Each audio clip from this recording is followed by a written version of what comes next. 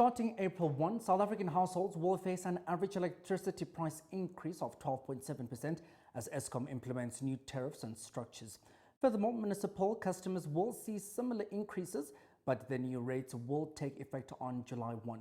Additionally, the National Energy Regulator of South Africa has approved a minimum of 11.32% increase for municipal customers starting July 2025, though final rates may vary based on local council budgets.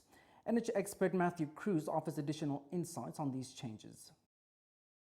A recent analysis regarding the increases that have been implemented by Eskom from tomorrow have shown that households that are using less electricity will actually receive higher increases than those that are using more electricity. This analysis has been performed by fellow energy expert Chris Yelland, and it showed that for users that are on the Home Power Light 60 amp tariff, what will happen for them is if they're spending currently less than 1,500 Rand on their electricity bill over a month this year, next year, from the 1st of April, they'll be having an increase of an average of 18.65%. And this is in comparison to the 12.74% that was awarded to Eskom in terms of their tariff increase. So it shows that households that are using less electricity are actually getting more negatively impacted than those that are getting more, that are using more electricity.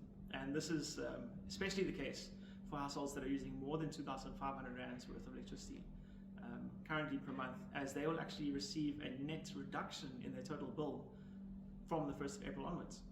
And this is also the case for the Home Flex tariffs as well, where any household that is using less than 1,300 Rands worth of electricity is actually getting a 30% increase.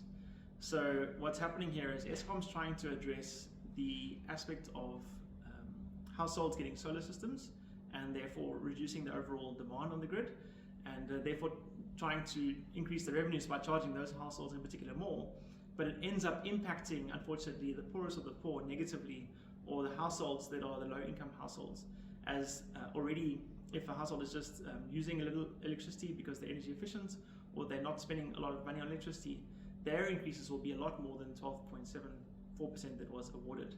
So unfortunately, once again, the people that are getting the worst affected in South Africa are the poorest of the poor in the nation.